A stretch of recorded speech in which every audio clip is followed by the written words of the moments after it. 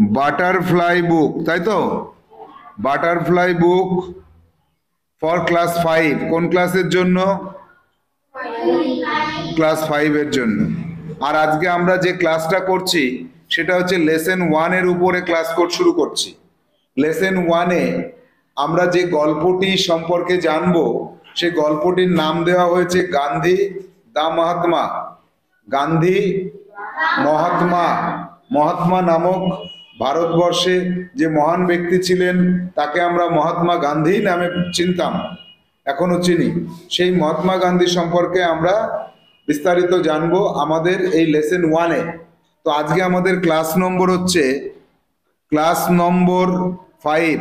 কেন? আগে আমরা 4টে ক্লাস অলরেডি করেছি।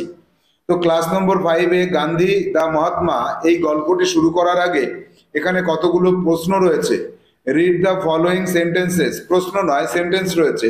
এই সেন্টেন্সগুলোর বাংলাটা আমাদের জানতে হবে। তো দেখো 1 নম্বরে কি আছে? We should love all human beings. We should আমাদের উচিত, লাভ ভালোবাসা, আমাদের ভালোবাসা উচিত অল হিউম্যান বিংস সমগ্র মানুষকেই, মানব জাতিকে। তাহলে মানুষকে ভালোবাসা উচিত। তাহলে এখানে বাংলাটা কি হবে? আমাদের, না আমাদের দিয়ে শুরু করব না, তাহলে মানুষকে, মানুষকে ভালোবাসা, ভালোবাসা উচিত। এবার এর আগে আমাদেরটা দিলে ভালো লাগতো, ঠিক আছে। আমাদের, আমাদের মানুষকে ভালোবাসা উচিত। শুড আছে, শুড কথার অর্থ কি? উচিত। নাম্বার 2 তে আসো।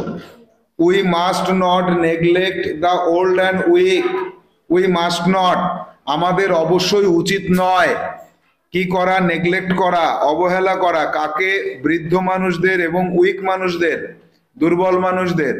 তাহলে বৃদ্ধ বাংলাটা কি হবে? বৃদ্ধ ও দুর্বল, দুর্বলদের অবহেলা করা, অবহেলা করা একদমই।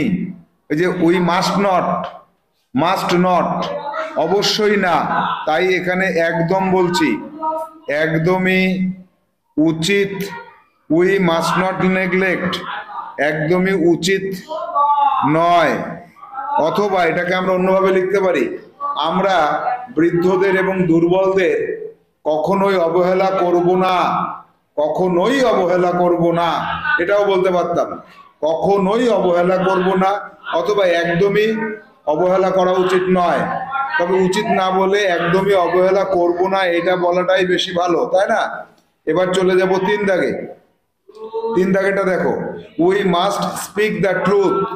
আমরা, আমরা অবশ্যই, আমরা অবশ্যই সত্য কথা বলবো, সত্য কথা বলবো।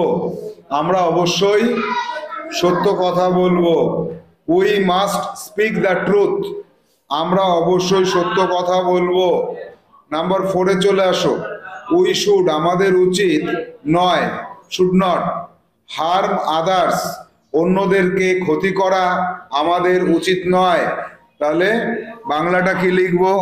অন্যের ক্ষতি করা।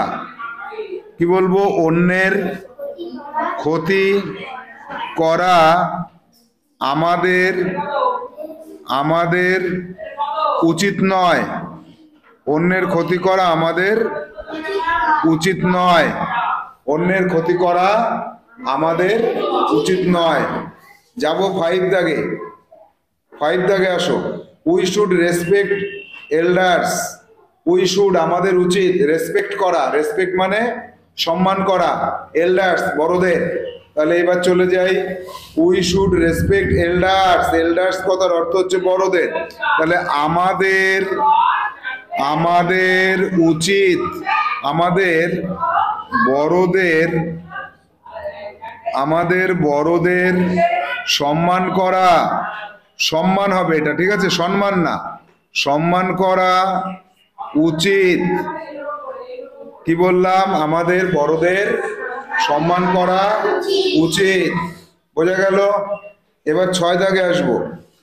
We must love our country. Must মানে অবশ্যই, উই মাস্ট, এই যে মাস্ট কথার অর্থ কি? অবশ্যই। লাভ মানে ভালোবাসা, আওয়ার কান্ট্রি আমাদের দেশ, উই হচ্ছে আমাদের। তাহলে এটার বাংলাতে কি হবে? আমাদের, কি হবে? আমাদের দেশকে, দেশকে ভালোবাসা উচিত। আমাদের দেশকে ভালোবাসা উচিত। বোঝা গেল? 6টা যে সেন্টেন্স আমরা লিখলাম, এই 6টা সেন্টেন্সকে আমাদের ভালো করে পড়তে হবে। 6টা সেন্টেন্স কি কি লিখেছিলাম মনে আছে সবার? এক দাগে কি লিখেছিলাম? We should love all human beings. আমাদের সকল মানুষকেই ভালোবাসা উচিত, তাই তো? সকল মানুষকে ভালোবাসা উচিত। তারপরে কি লিখেছিলাম? We must not neglect the old and week.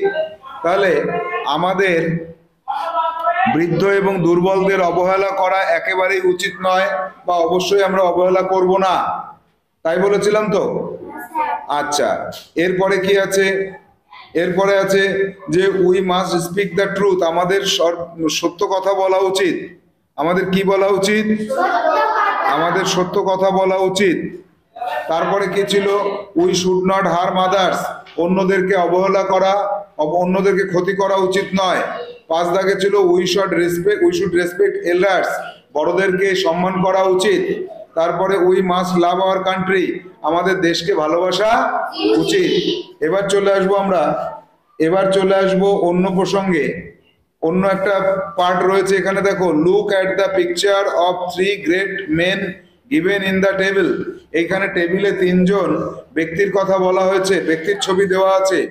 Although their lives they work for good of people. কি বলছে? যে এই টেবিলে 3জন মানুষের কথা বলা হয়েছে, 3জনই মানুষের ভালোর জন্য কাজ করেছে। Match the picture with their names.